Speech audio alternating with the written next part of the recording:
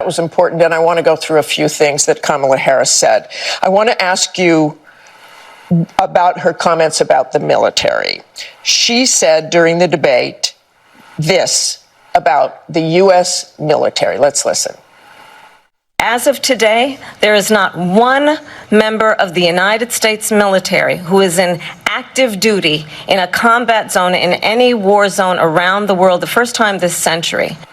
Our fact checkers found that to be false, and I have a lot of experience in that area as well. There are currently 900 U.S. military personnel in Syria, 2,500 U.S. troops in Iraq.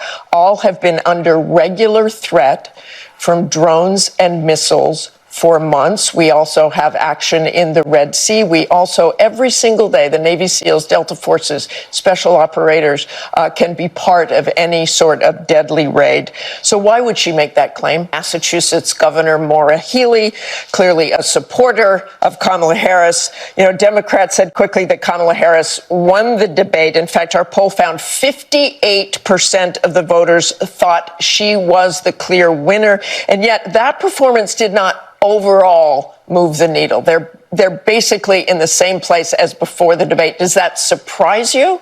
No, not at all. Martha, we know that this is going to be a close race. And Kamala Harris says that she's an underdog. But what's important is that she and Tim Walz have built a campaign for a close race. They're opening an unbelievable number of offices around the country, tons of staff, tons of volunteers. The enthusiasm has been really strong. And I think what's very important also is that she and Tim are playing for every voter. They're going to red counties. They're going to red districts, right? Because as she said in her closing argument, I'm going to be a president for all Americans. You may not agree with me on everything, but I'm going to be here for you and your family. And one thing that the debate demonstrated to me, at least, is that Kamala Harris is about you. She's about the American people. She's thinking about your family. Donald Trump's just about himself. Remember, Kamala Harris is the one who's out there saying she's going to cut taxes for 100 million Americans. She's going to provide a tax credit to families with children. She's going to produce more housing around the country so we can lower housing costs. She's focused on lowering the cost of prescription drugs and groceries. Governor, what have we heard from Donald Trump beyond the pets and the like? So, you know, the debate, we've moved on from the debate. It's about the campaign. Governor, I want to go back to the debate because that was important, and I want to go through a few things that Kamala Harris said.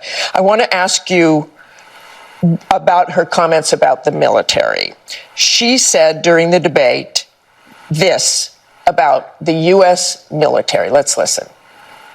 As of today, there is not one member of the United States military who is in active duty in a combat zone in any war zone around the world, the first time this century. Our fact checkers found that to be false, and I have a lot of experience in that area as well. There are currently 900 U.S. military personnel in Syria, 2,500 U.S. troops in Iraq. All have been under regular threat from drones and missiles for months. We also have action in the Red Sea. We also, every single day, the Navy SEALs, Delta Forces, special operators can be part of any sort of deadly raid. So why would she make that claim? I think what's important here, Martha, is that Kamala Harris, in contrast to Donald Trump, demonstrated herself to be commander-in-chief. We are in a world where there are all sorts of conflicts, and it's all the more reason we need somebody who's serious and who supports the military. And just remember, but Governor, excuse me, but she said there is not one member of the United States military who is in active duty in a combat zone. That is not true. You say she demonstrated her ability to be commander-in-chief, but did she not know about these people in Syria and Iraq? Why would she say that? Look, that was a comment.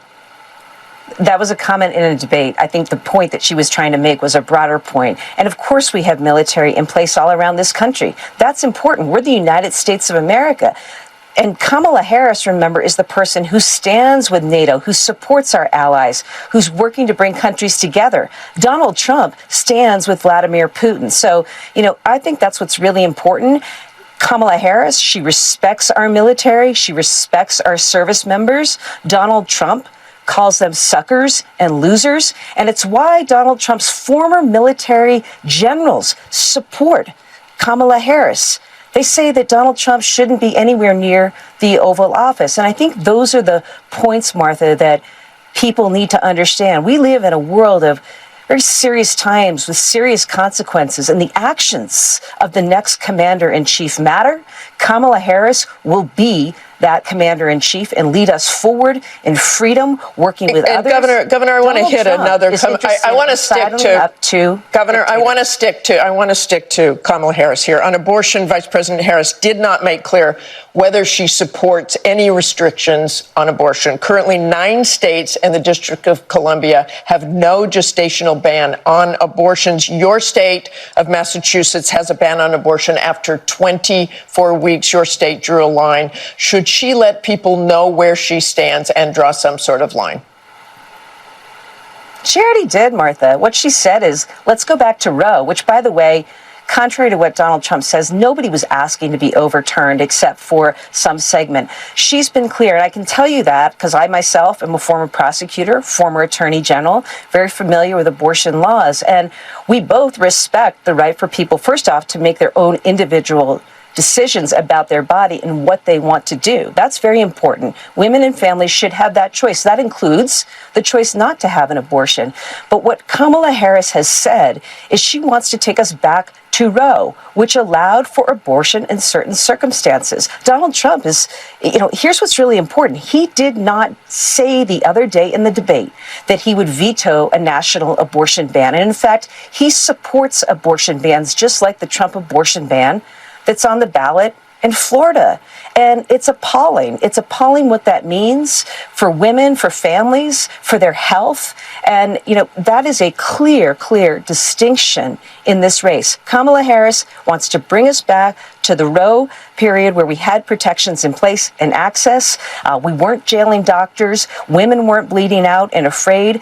Husbands and wives who wanted to have children, were able to access and make the healthcare decisions that they need to be able to protect their ability to do so. Victims of rape and incest had relief.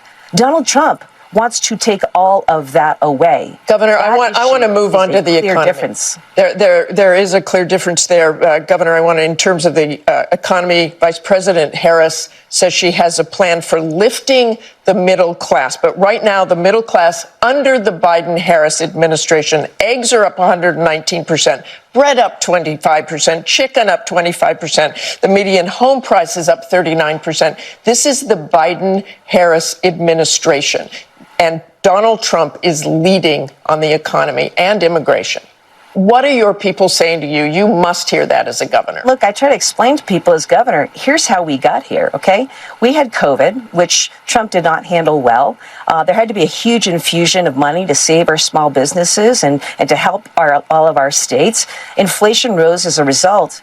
And what's happened under the Biden-Harris administration is they've actually worked to bring down inflation. There is still work to do. What's important, Martha, going forward is that Donald Trump wants to make permanent tax cuts for the ultra wealthy among us, okay, which is only going to burden us with more debt. He also wants to put on more tariffs, which are going to raise consumer prices for all of us.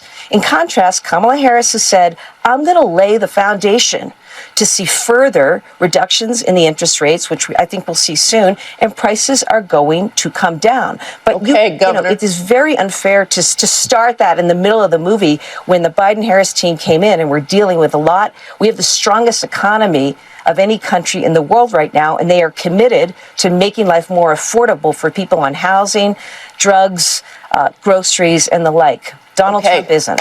Thank you so much for joining us this morning, Governor. We appreciate your time and your comments. That's all for today. Thank you. If you want global news to keep you up to date on any new developments, please subscribe our channel and forward our content with your friends on social media and email. Thank you very much for keep supporting me. Stay safe. Be blessed. Namaste. Thank you. God bless you. And God bless America.